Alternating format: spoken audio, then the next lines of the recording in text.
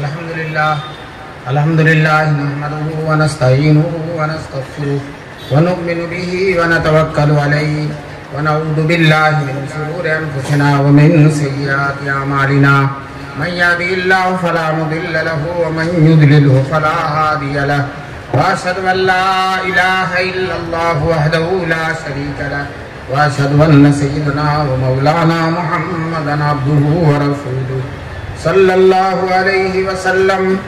باب قول الله ونضع الموازين القسط ليوم القيامة وأن أعمال بني آدم وقولهم يوزن.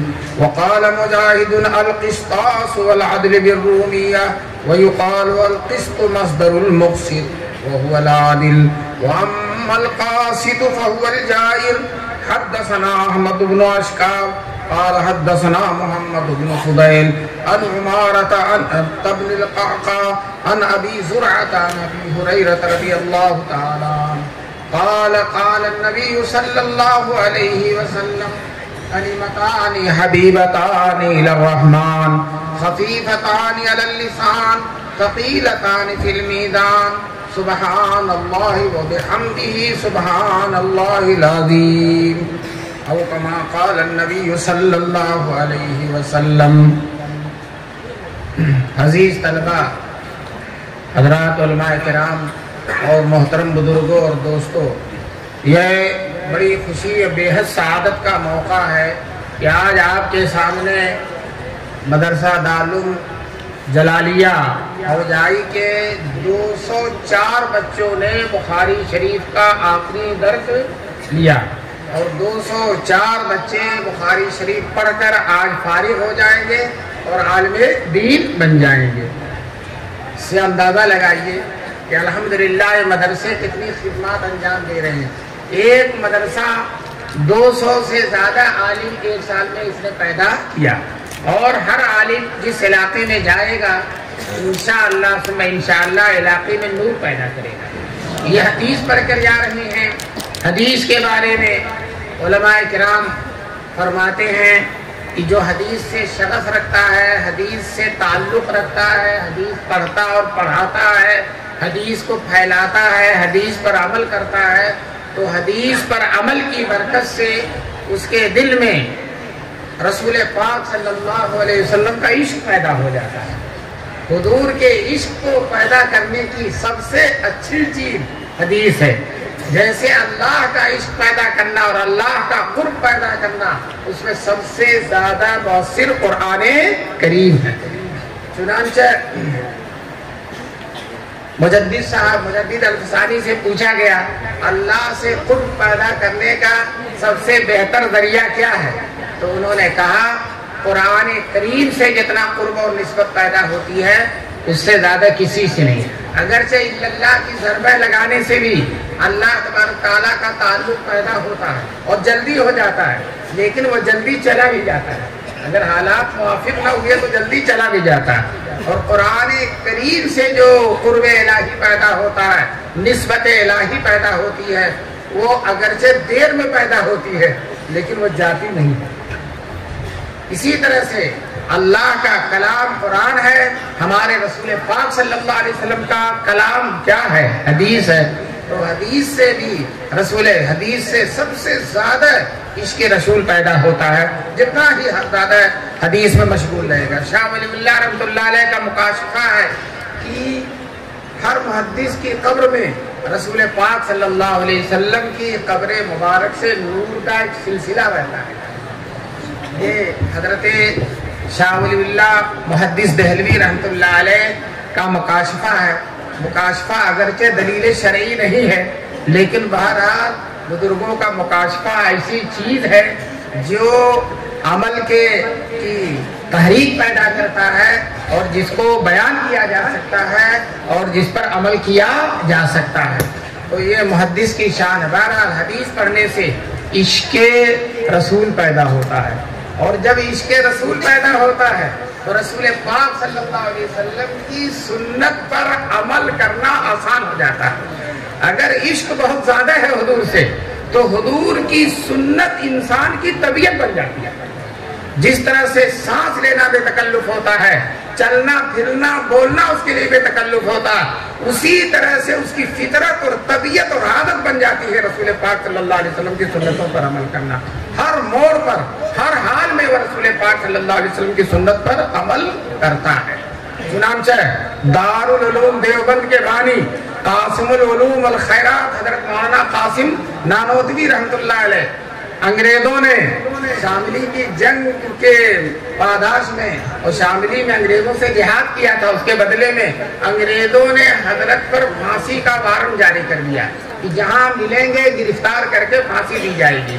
لوگوں نے بہت اصرار کیا کہ حضرت چھپ جائیں، تو لوگوں کے شدید اصرار پر دیوبند کے ایک مکان میں حضرت روپوش ہو گئے۔ 3 دن کے بعد باہر نکل آئے، کتنے دن چھپے رہے؟ 3 دن۔ لوگوں نے کہا وارنٹ ابھی چل رہا ہے، فوج آپ کو تلاش کر رہی ہے، CID آپ کے پیچھے پڑی ہوئی ہے اور آپ باہر نکل آئے۔ تو کہنے لگے رسول پاک صلی اللہ علیہ وسلم نے سفر ہجرت میں غار ثور کے اندر کتنے دن کی روپوشی اختیار کی تھی؟ 3 دن کی۔ وہ سنت ادا ہو گئی۔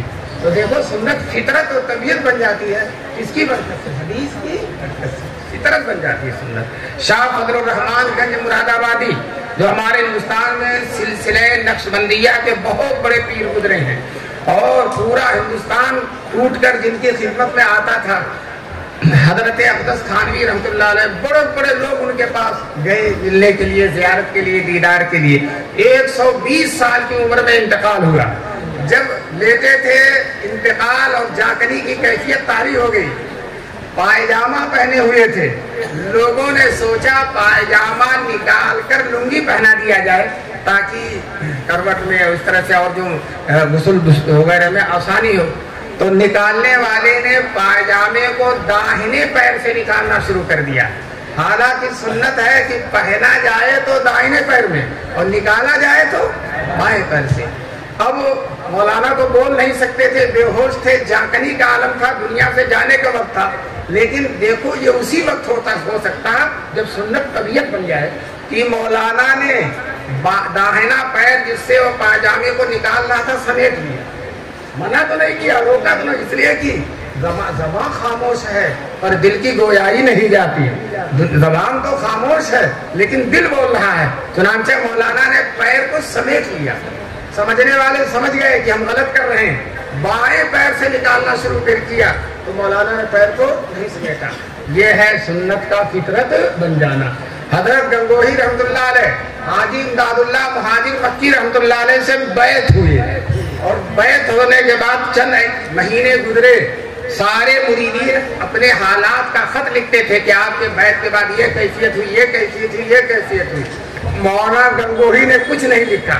حاجی صاحب نے خود ان سے پوچھا، مولانا سب اپنے حالات بیان کرتے ہیں، آپ اپنے حالات کیوں نہیں بیان کرتے؟ تو حضرت گنگوہی رحمۃ اللہ علیہ نے کہا اس ناچیز کا کوئی حال ہی نہیں ہے، اور 3 چیز بتائی، لیکن اس وقت میں ایک ہی بتاتا ہوں کہ امور شرعیہ امور طبیعیہ بن گئے۔ کیا فرمایا؟ امور شرعیہ امور طبیعیہ بن گئے، شریعت طبیعت بن گئی ہے۔ جس طرح سے آدمی کو پیشاب کی ضرورت ہو، پیشاب نہ کرے سکون نہیں ہوتا، اسی طرح سے کسی سنت کا موقع ہے، سنت پر عمل نہ کرے تو اسے کیا نہیں ہوتا؟ سکون نہیں ہوتا۔ بہرحال ہمارے طلبہ نے حدیث پڑھی ہے، ہم چاہتے ہیں کہ حدیث کی برکت سے ان کے اندر بھی رسول پاک صلی اللہ علیہ وسلم کا عشق پیدا ہو۔ جتنا حدیث کو پڑھو گے، پڑھاؤ گے، عمل کرو گے، مطالعہ کرو گے، اس کے مطابق زندگی گزارو گے، حدیث کو پھیلاؤ گے۔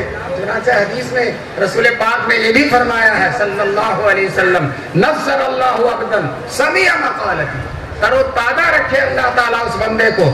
تر و تازہ رکھے کا مطلب بہت ہی عام ہے، چہرہ بھی تر و تازہ، جسم بھی تر و تازہ، دل بھی تر و تازہ، دنیا میں بھی تر و تازہ رہے، قبر میں بھی تر و تازہ رہے اور میدان محشر میں بھی تر و تازہ رہے۔ نصر اللہ عبدا، تر و تازہ رکھے اللہ تعالیٰ، سمع مقالتی، جس نے میری حدیث کو سنا، فحفظھا، اور اسے کیا کیا؟ یاد کیا، ووعاھا، اور اچھی طرح سے محفوظ کر لیا، واداھا الی غیرہ، اور اپنے غیر کی طرف اس کو کیا کیا؟ پہنچا دیا۔ بہرحال تو بتاؤ حدیث کے شغف سے، مشغولیت سے کیا پیدا ہو جاتا؟ تم بتاؤ۔ عشق رسول. بتاؤ گے نہیں تو عمل کیسے کرو گے؟ کیا پیدا ہو جاتا ہے؟ عشق رسول. اور عشق رسول سے سنتوں پر عمل کرنا کیا ہوتا ہے؟ آسان. اور جب سنت پر عمل کرتا ہے تو دل میں نور پیدا ہو جاتا ہے. کیا پیدا ہوتا ہے؟ نور. اور اس نور کی برکت سے اس آدمی کا فیض بہت عام ہو جاتا ہے. پوری جس طرح سے چراغ کی روشنی ہے اس کا فیض عام ہوتا ہے، اسی طرح سے جب دل روشن ہو جاتا تو اس انسان کا فیض کیا ہو جاتا؟ عام ہو جاتا ہے. وہ کہیں بھی جائے، گفتگو بھی نہ کرے، کسی علاقے سے گزر جائے، اس علاقے میں نور پیدا ہو جاتا ہے.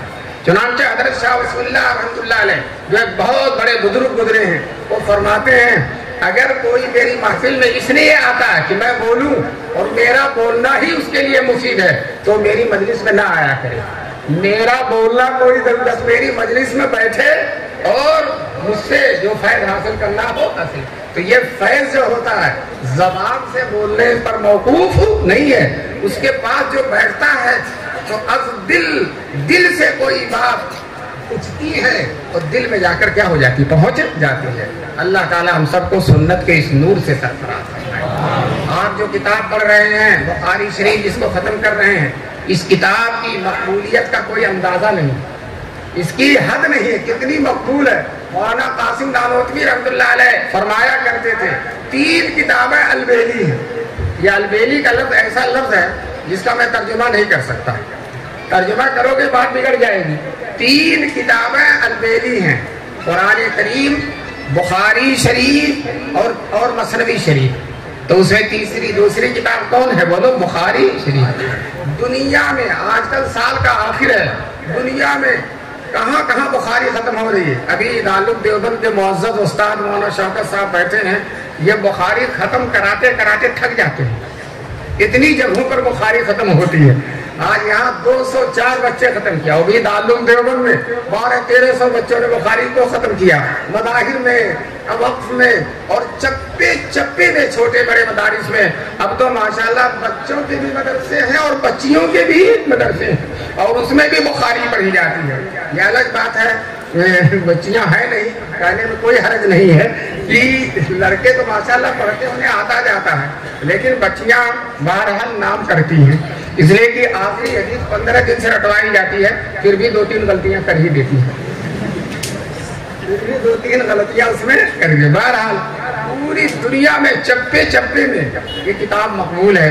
آپ نے شروع میں پڑھا ہوگا ہر حدیث کے لکھنے سے پہلے امام بخاری رحمۃ اللہ علیہ غسل کرتے تھے، 2 رکعت غسل کرتے تھے، 2 رکعت نماز پڑھتے تھے. اور اگر مدینے میں ہوتے تھے تو روضہ اطہر کی طرف توجہ کرتے تھے، اور مکے میں ہوتے تھے تو اللہ کی طرف متوجہ ہو کر جو گویا کہ مراقبے کی کیفیت ہوتی تھی، اس کے بعد جب انشراح صدر ہو جاتا تھا تب اس حدیث کو لکھتے. اس لیے ساری امت کا اس پر اجماع ہے، اصح الکتب بعد کتاب اللہ البخاری. اللہ کے کلام کے بعد، کتاب کے بعد کائنات کی سب سے اچھی کتاب، صحیح کتاب کون ہے؟ بخاری شریف. ایک عالم کہتے ہیں میں نے دیکھا کہ دنیا میں ہر جگہ بخاری پڑھی گئی، ہر جگہ. ایک جگہ ایسی تھی جہاں بخاری نہیں پڑھی گئی. کون سی جگہ ہوگی جہاں بخاری نہیں پڑھی؟ سوچو. کہتے ہیں ہر جگہ پڑھی گئی، ایک جگہ بخاری نہیں پڑھی گئی تھی، وہ جگہ تھی خانہ کعبہ کے اندر. خانہ کعبہ کے اندر. کہنے لگے ایک دفعہ دروازہ کھلا، میں بخاری دونوں جلدیں لے کر چلا گیا، اور جب تک پوری پڑھ نہیں لی تب تک باہر نہیں نکلا. تو ماشاءاللہ خانہ کعبہ میں بھی بخاری پڑھی گئی. جو ہے امام بخاری کے زمانے میں جب بخارا میں امام بخاری درس بخاری دیتے تھے، 10,000 علماء نہیں 10,000 محدثین ان کے درس میں کیا ہوتے تھے؟ شریک ہوتے. یہ عجمی ہیں، عربی نہیں ہیں، لیکن رسول پاک کی حدیثوں پر اتنی محنت کیا کہ عربی علماء جو مکے اور مدینے کے ہیں، عرب کے ہیں، وہ امام بخاری پر آشاش کرتے تھے کہ ایک عجمی عالم حدیث رسول میں اتنا بڑا اونچا مقام حاصل کر لیا کہ ساری دنیا میں اس کا کیا بج رہا ڈنکا. تم نے وہ امتحان کا قصہ سنا ہوگا، جب عراق تشریف لے گئے تو وہاں کے علماء نے اکٹھا ہو کر امام بخاری کا کیا لیا؟ امتحان لیا. تو جس تصور سے امتحان لیا تھا اس سے کہیں زیادہ آگے نکلے امام بخاری رحمۃ اللہ علیہ، اور 100 حدیثیں انہوں نے سنائی تھی، وہ غلط بھی سنا دیا اور پھر 100 حدیثوں کو صحیح بھی سنا دیا۔ حافظ ابن حجر عسقلانی کہتے ہیں صحیح حدیثیں تو بخاری کا مشغلہ ہی ہے، یہ صحیح حدیثیں، لیکن غلط حدیثیں یاد کرنا لینا یہ حافظہ کے وجوب روزگار ہونے کے دلیل ہے۔ یعنی حافظہ ایسا ہے کہ دنیا کے لوگ اس پر تعجب کریں اور حیرت کریں۔ اور صرف حافظے ہی کی بات نہیں ہے، امام بخاری کے اندر اور بھی کچھ خصوصیات ایسی ہیں جن کی وجہ سے ان کی کتاب میں تو اپنے والدہ کی دعا بہت لی تھی، ان کی والدہ دعائیں، چنانچہ بچپن میں نابینا تھے اور والدہ برابر دعا کرتی تھی کہ میرا بیٹا بہترین عالم ہونا، بینا ہونا چاہیے، دیکھنے والا آنکھ ہونا چاہیے، دنیا میں سفر کرے گا۔ روزانہ روتی تھی، تہجد کو گر گراتی تھی۔ ایک دن خواب میں حضرت ابراہیم علیہ السلام کو دیکھا۔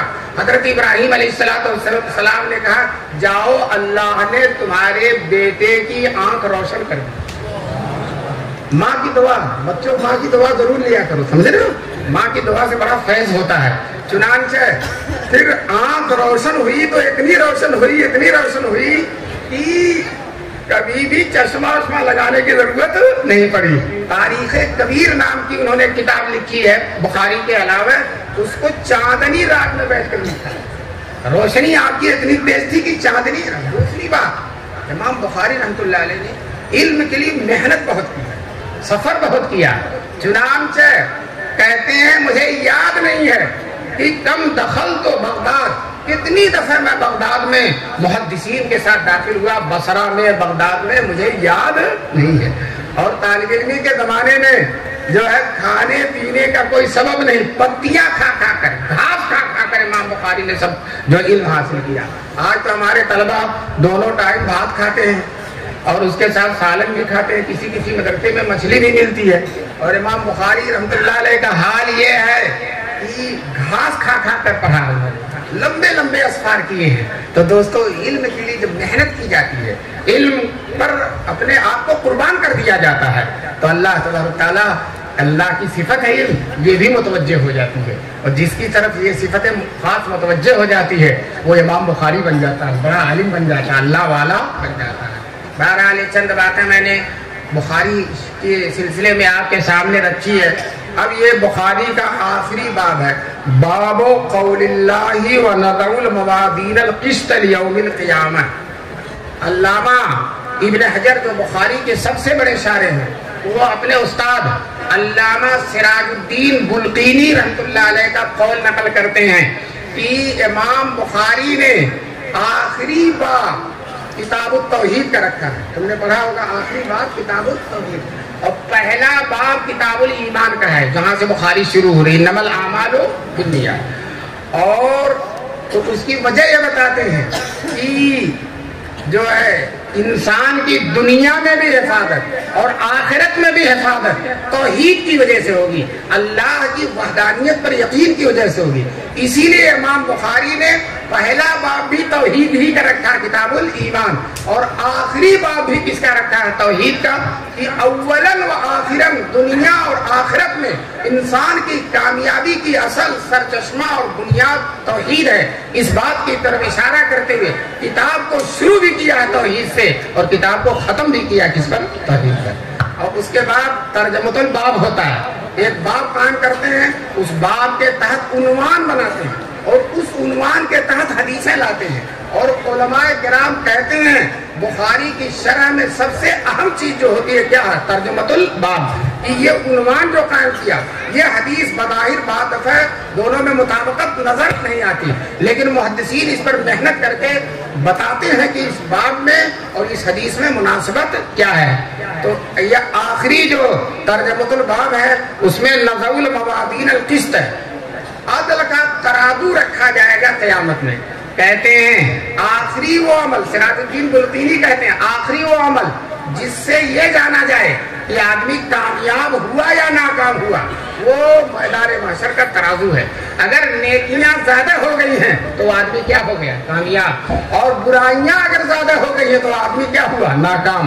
اور نیکیاں اور برائیاں دونوں برابر ہیں، نیکیاں اور برائیاں دونوں برابر ہو گئی تو وہاں شفاعت کی ضرورت پڑے گی، اور شفیع المذنبین صلی اللہ علیہ وسلم وہاں پہلے سے کھڑے ہوں گے اور اپنے امتیوں کی کیا کر دیں گے؟ سفارش کر دیں گے۔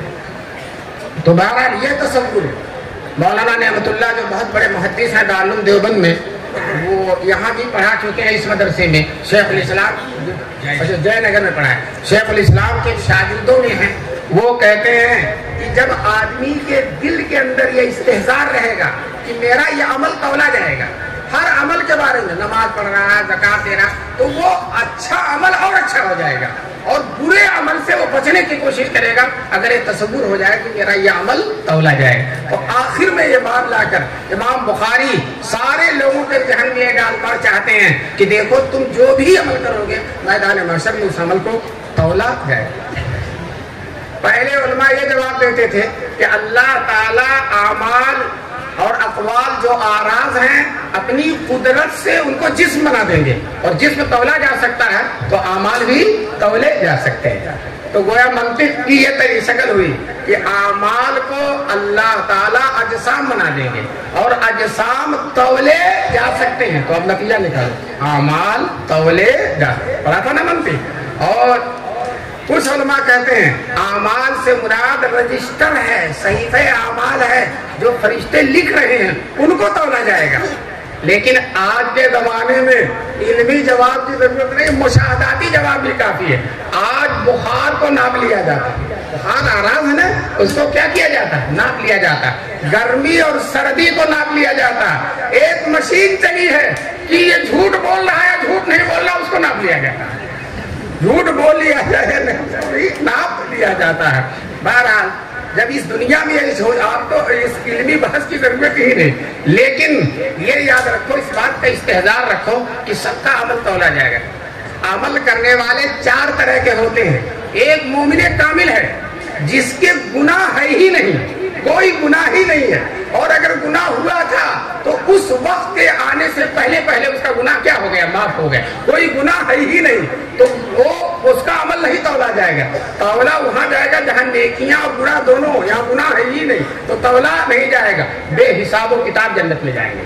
وہ لوگ کیسے جائیں گے؟ بے حساب و کتاب۔ چنانچہ حضور صلی اللہ علیہ وسلم فرماتے ہیں میری امت میں 70,000 لوگ ایسے ہیں جو انشاءاللہ بے حساب و کتاب جنت میں ہیں۔ ان کی کچھ صفات بھی ہیں، جو جھاڑ پھونک نہیں کرتے مؤثر سمجھ کر، داغنے کا علاج نہیں کرتے، اور اپنے رب پر ہر موقع پر ہر لمحے پر اپنے اللہ پر بھروسہ کرنے والے ہیں۔ وہ کتنے لوگ ہیں؟ 70,000۔ ایک حدیث میں ہر 1000 کے ساتھ 70,000، اور ایک اور حدیث میں ہر 70,000 میں سے ہر ایک کے ساتھ 70,000 جائیں گے۔ اب حساب لگا لو کتنے لوگ جائیں گے، لیکن آخر میں بتا دوں حضور صلی اللہ علیہ وسلم فرماتے ہیں آخر میں اللہ 3 لب بھر بھر کے اٹھا کر جنت میں ڈال دے گا۔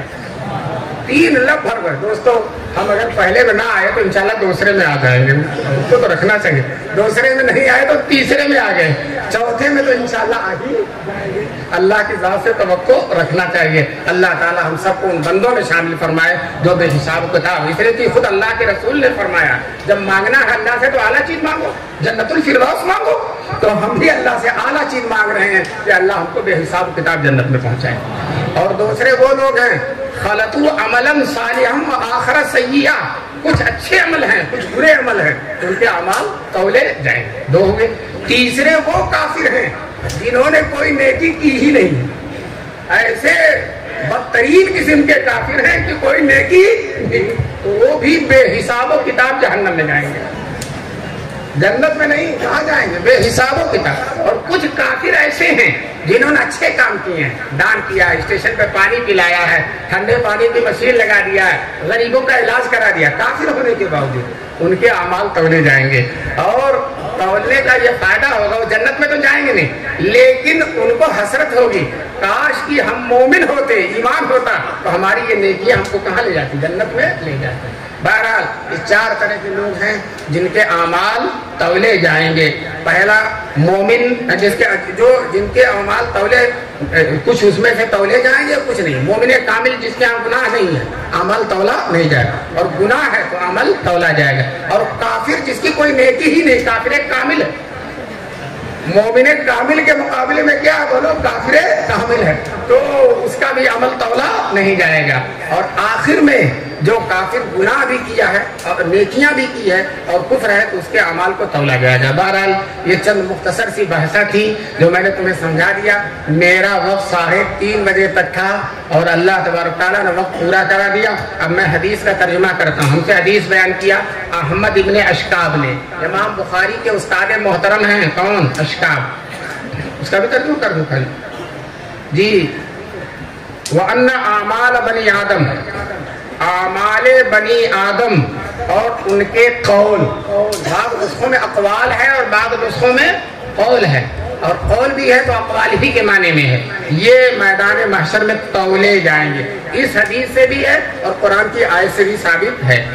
مجاہد کہتے ہیں القسطاس العدل، یہاں تو نضع الموازین القسط ہے نا، اور قرآن میں وزنوا بالقسطاس المستقیم، تو میدان اور قسطاس دونوں کے معنی قریب قریب ہیں، تو امام بخاری مقارب المعنی جو الفاظ ہوتے ہیں ان کو بھی حل کر دیتے ہیں۔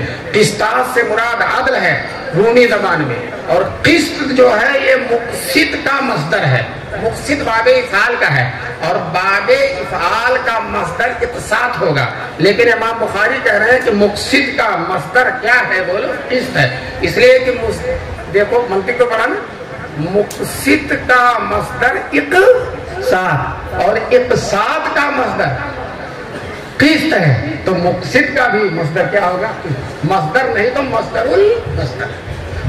وَأَمَّا الْقَاسِطُ فَهُوَ الْجَائِرُ، دیکھیے عربی زبان میں بڑی وسعت ہے، الفاظ بدلتے ہیں، صیغے بدلتے ہیں تو معنی بھی بدل جاتا ہے۔ رغیبہ الیہ، رغبت کرنا، اور رغیبہ عنہ، اس سے رغبت کچھ طلبہ علم کے لیے رغیبہ لہو ہوتے ہیں، رغیبہ الیہ ہوتے ہیں، اور کچھ طلبہ علم کے بارے میں رغیبہ عنہ ہوتے ہیں۔ رغیبہ عنہ کا مطلب کہ اعراض کرنے والے، اور رغیبہ الیہ کا مطلب مائل ہونے والے، صرف صلہ بدل گیا تو معنی میں زمین و آسمان کا فرق ہو گیا۔ اسی طرح سے مقسط کے معنی عادل ہیں، اور قاسط جو مجرد میں ہے اس کے معنی ظالم ہیں۔ تو دیکھو مقسط کے معنی طالب عادل، اور قاسط کے معنی بولو ظالم، معنی بالکل الٹا ہو گیا، حالانکہ مادہ وہی ہے، صرف کیا بدل گیا؟ باپ بدل گیا۔ باپ بدلنے سے، صیغہ بدلنے سے مادہ معنی بدل جاتا۔ ہم سے حدیث بیان کیا احمد ابن اشکاب نے، وہ کہتے ہیں ہم سے حدیث بیان کیا محمد ابن فضیل نے، وہ کہتے ہیں ہم سے حدیث بیان کیا عمارہ ابن طاقہ نے، وہ کہتے ہیں ہم سے حدیث بیان کیا ابو زرعہ نے، اور وہ کہتے ہیں ہم سے حدیث بیان کیا حضرت ابو ہریرہ، جو صحابہ کرام میں شیخ الحدیث ہیں۔ صحابہ کرام میں شیخ الحدیث کون ہے؟ حضرت ابو۔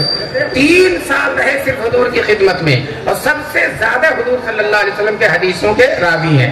وہ نہ کماتے تھے، نہ تجارت کرتے تھے، نہ کہیں جاتے تھے، نہ کہیں آتے تھے، رات دن حضور کی خدمت میں رہتے تھے۔ کھانا مل گیا سبحان اللہ، نہیں ملا الحمدللہ، وہ بالکل کھانے ہونے کا کوئی چکر نہیں۔ آج کل جو ہے کہ طلبہ اگر ہوتے تو ابو ہریرہ جس مدرسے میں پڑھتے تھے جہاں کھانا بھی نہیں ملتا تھا فوراً چلے جاتے، دوسرے مدرسے میں چلے جاتے۔ بہرحال فرمایا ابو ہریرہ رضی اللہ تعالیٰ عنہ، رسول پاک صلی اللہ علیہ وسلم نے فرمایا کلیمتان حبیبتان، طلبہ آپ جانتے ہوگے کلیمہ جو جملہ پورا نہیں ہوتا، اور کلام جو کیا ہوتا پورا ہوتا ہے، اور یہ جو سبحان اللہ بحمدہ یہ کلام ہے، کلمہ نہیں ہے، لیکن رسول پاک صلی اللہ علیہ وسلم اس کی تعبیر کس سے کر رہے ہیں؟ کلمہ سے۔ کیوں؟ حضور بتلانا چاہتے ہیں یہ کلام اتنا مختصر ہے کہ گویا کلمہ ہے، گویا یہ کیا ہے؟ کلمہ۔ کلیمتانی، 2 کلمے ہیں، حبیبتان الی الرحمن۔ ابھی دیکھو تم نے پڑھا ہوگا کہ مبتدا کو کبھی لمبا کیا جاتا ہے تاکہ خبر کا کیا ہو جائے؟ شوق ہو جائے۔ تو وہ بڑے عالم ہیں، بہت بڑے قاری ہیں، بہت بڑے شیخ الحدیث ہیں، اور جو ہے لوگ بڑے مانتے ہیں، بہت مقبول ہیں، تقریر ایسی کرتے ہیں، اتنا کچھ کہا ہے لیکن وہ کون ہے بھی بتایا نہیں، تو کیا پیدا ہوگا؟ بولے شوق پیدا ہوگا۔ تو رسول پاک صلی اللہ علیہ وسلم فرماتے کلیمتان، 2 کلمے ہیں، حبیبتان الی الرحمن، جو اللہ کو بہت محبوب ہیں۔ کلمے محبوب ہیں یعنی کلمہ پڑھنے والا محبوب ہے۔